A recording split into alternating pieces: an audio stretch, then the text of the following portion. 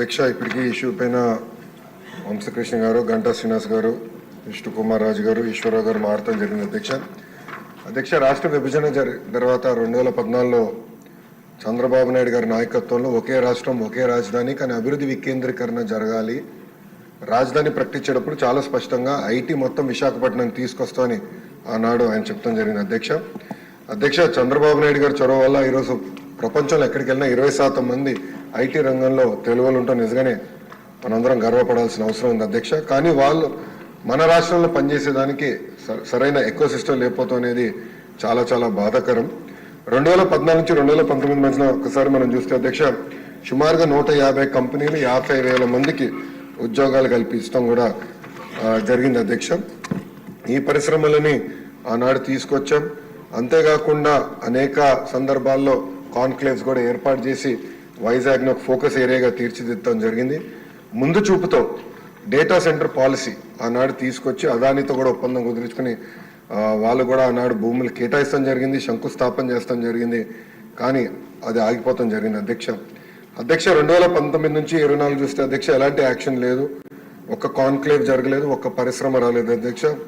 ఒక మంత్రిని బాధాకరమైన పరిస్థితి ఏంటంటే ఆనాడు ఒక మంత్రిని అడిగారు అధ్యక్ష, ఆ రేస్ ఏదో హైదరాబాద్లో జరుగుతుంటే ఇది మీరు ఎప్పుడు తీసుకొస్తారు ఆంధ్ర రాష్ట్రానికంటే కోడి ఇంకా గుడ్డు పెట్టలేదు, లేదంటే గుడ్డు కోడి పెట్టలేదు ఏదో చెప్పాడు అధ్యక్ష. అది దేవుడి తెలియాలి ఏం చెప్పాడు. ఆ రోజు నుంచి ఆంధ్ర రాష్ట్రం అనేది ఎగతాళి చేశారు అధ్యక్ష. ఎక్కడికి వెళ్ళినా ఆంధ్ర రాష్ట్ర ఐటీ మంత్రి ఇలా ఉంటారా, ఇలా అవుతే పరిశ్రమలు ఎట్లా వస్తాయని కూడా వాళ్ళందరూ ఎగతాళి చేసే పరిస్థితి అధ్యక్ష. అంతేకాకుండా అధ్యక్ష, నేను మంత్రి అయిన తర్వాత అనేక కంపెనీల్లో కూడా కలిస్తే గత ప్రభుత్వంలో ఉన్న వాళ్ళు చాలా స్పష్టంగా మన కంపెనీలో వాటాలు అడుగుతాం జరిగింది అధ్యక్ష. వాటాలు అడిగారు అధ్యక్ష. దానివల్ల ఆ కంపెనీలన్నీ వెనక్కి వెళ్ళిపోయినాయి. అంటే ఐటీ కంపెనీల్లో కూడా వాటాలు అడిగే పరిస్థితి వీళ్ళు వచ్చారు అధ్యక్ష. ఏం చెప్పాలి అధ్యక్ష. ఇంతేకాకుండా పెద్దలు అన్నట్టు నిక్సీ కూడా నాడు పట్టించుకోలేదు, ఎస్టీపీఐకి ఇవ్వాల్సిన భూములు కేటాయించలేదు. ఇంకా మిలేనియం టవర్ ఫేజ్ 2 వచ్చే గల అక్కడ మన సచివాలయం పెడతామని మొత్తం డ్రామా నడిపించారు అధ్యక్ష. సచివాలయం పెట్టలేదు, అలానే ఐటీ కంపెనీలు కూడా అది కేటాయించలేదు అధ్యక్ష. దానివల్ల ఆంధ్ర రాష్ట్ర యువకులు చాలా చాలా నష్టపోతాం జరిగింది అధ్యక్ష. ఎన్డీఏ ప్రభుత్వం ఏర్పడి కరెక్ట్గా 5 నెలలు అయింది అధ్యక్ష. 5 నెలల్లో నేను ప్రధానంగా చేసింది ఏంటంటే ఉన్న ఐటీ కంపెనీలు అందరితో నేను మాట్లాడటం జరిగింది అధ్యక్ష. అంటే ఆంధ్ర రాష్ట్రంలో ఉన్న ఐటీ కంపెనీలు అందరితో 1-on-1 మీటింగ్ పెట్టాను. చిన్న కంపెనీలు అయితే వైజాగ్లోనే నేను ఐటీ సార్ నాయకత్వంలో, ఐటీ సార్ కాదు మన ఐటాప్ నాయకత్వంలో నేను సమావేశం కూడా ఏర్పాటు చేసుకుని అక్కడ వాళ్ళు ఎదుర్కొన్న సమస్యలు ఏంటి, ఇంకేం చేస్తే బాగుంటుందని కూడా వాళ్ళతో సుదీర్ఘంగా చర్చిస్తాం జరిగింది అధ్యక్ష. ఇప్పుడే పెద్దలు గంటా శ్రీనివాసరావు గారు చెప్పినట్లు టీసీఎస్ ఆల్రెడీ కమిట్ అయింది. టీసీఎస్ అనేది వస్తుంది, దాంట్లో ఎలాంటి సందేహం లేదు. విష్ణు కుమార్ రాజు గారు ఎప్పటికల్లా వస్తుందని అడిగినట్టున్నారు. 3 నెలలు టైం ఇవ్వండి తప్పనిసరిగా, ఎందుకంటే ఎగ్జిస్టింగ్ బిల్డింగ్స్కి చిన్న ఏర్పాట్లు చేయాల్సిన అవసరం ఉంది. 3 నెలల్లో తప్పనిసరిగా టీసీఎస్ విశాఖపట్నంలో ప్రారంభిస్తున్నారు. అంతేకాకుండా ముందు చూపుతో వాళ్ళని నేను చంద్ర సార్ని కోరాను, మీరు క్యాంపస్ ఏర్పాటు చేయాలి విశాఖపట్నంలో అంటే ఆయన ఒప్పుకున్నారు. దానికి ఆల్రెడీ భూములు కూడా మేము ఎత్తుకుతున్నాం. దానిపైన కూడా నేను చాలా క్లియర్గా 2-3 చెప్పిన తర్వాత దాన్ని కూడా వస్తాను అధ్యక్ష. పెద్దలు వంశకృష్ణ గారు అడిగినట్లు అధ్యక్ష, ఇక్కడ ఎకో సిస్టమ్ కూడా ఏర్పాటు చేయాలి. దాంట్లో భాగంగా నేను కూడా ఐటీ కంపెనీలు అందరితో మాట్లాడినప్పుడు ఇన్ఫోసిస్తో కూడా మాట్లాడాను. వాళ్ళని కూడా ఒక క్యాంపస్ ఏర్పాటు చేస్తే బాగుంటుందని వాళ్ళని కోరాను. వాళ్ళు కూడా ఆల్రెడీ భూములు ఎత్తుకుతాం జరుగుతుంది అధ్యక్ష. ఏదో ఒక బిల్డింగ్ 500-600 కాదు, క్యాంపస్ అనేది అవసరం ఉంది. దానికి వాళ్ళకి భూములు కూడా ఇప్పుడు ఎత్తుకుతాం జరిగింది, మొదలుపెట్టాం అధ్యక్ష. నేను అనుకుంటా మ్యాక్సిమం ఒక 6 monthsలో కొబ్బరికాయ కొట్టచ్చు నేను ఆశిస్తున్నాను. దానికి నేను చాలా కష్టపడుతున్నా. మీరు 20,000 ఉద్యోగాలు అడిగారు అధ్యక్ష. 5 సంవత్సరాలు 20,000 ఉద్యోగాలు నా టార్గెట్ కానే కాదు. పెద్దలు అన్నట్టు 5 లక్షల ఉద్యోగాలు ఒక ఐటీ రంగంలో ఆంధ్ర రాష్ట్రంలో క్రియేట్ చేయాలనేది టార్గెట్గా నేను పనిచేస్తున్నాను అధ్యక్ష. మనం యూఎస్ కూడా వెళ్ళాను, అనేక డేటా సెంటర్ సంస్థలతో కూడా నేను కలుస్తాను జరిగింది అధ్యక్ష. ఒకసారి చూస్తే 2019 నుంచి 24 వరకు గత ప్రభుత్వం దీనిపైన ఎలాంటి ఫోకస్ పెట్టక డేటా సెంటర్ ఎకో సిస్టమ్ అటుపక్క విశాఖపట్నంలో, క్షమించాలి, అటుపక్క ముంబైలో, ఇంకో పక్కన తమిళనాడులో, అదేవిధంగా తెలంగాణలో వస్తాం జరిగింది అధ్యక్ష.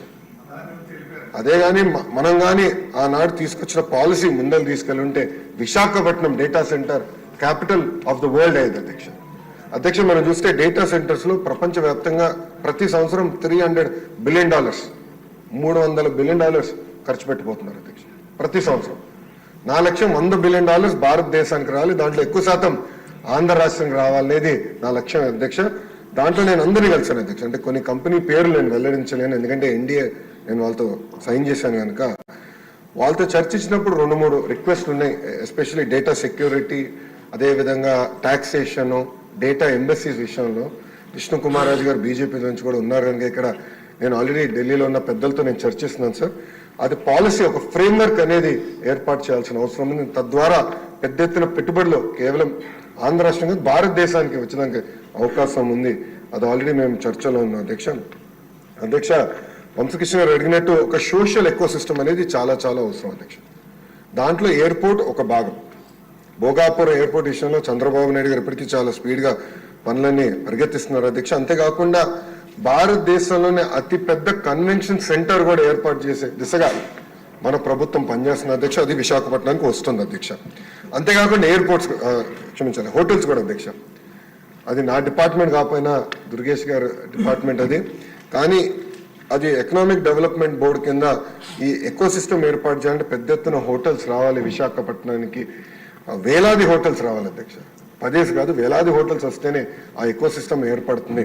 దానికి నిన్నే పాలసీ కూడా టూరిజం పాలసీ కింద టూరిజాన్ని ఇండస్ట్రీగా గుర్తించే విధంగా చంద్రబాబు నాయుడు గారి నాయకత్వంలో నిన్న కేబినెట్ కూడా ఆమోదం తెలిపింది అధ్యక్ష. దాంట్లో భాగంగా హోటల్స్ కూడా పెద్ద ఎత్తున విశాఖపట్నానికి తీసుకొస్తాం, కనెక్టివిటీ కూడా ఏర్పాటు చేస్తాం, కన్వెన్షన్ సెంటర్ కూడా తీసుకొస్తాం. ఇది ఒక భాగం. ఇంకొకటి పెద్దలు అన్నట్టు ఐటీలో ఉన్న టాప్ 100 కంపెనీస్, టాప్ 20 కాదు, టాప్ 10 కాదు, టాప్ 100 కంపెనీస్ ఆల్రెడీ నేను ఇనిషియల్ డిస్కషన్ స్టార్ట్ చేస్తాను జరిగింది అధ్యక్ష. నేను అనుకుంటాం అది గ్యారంటీగా జయప్రదం అవుతుంది.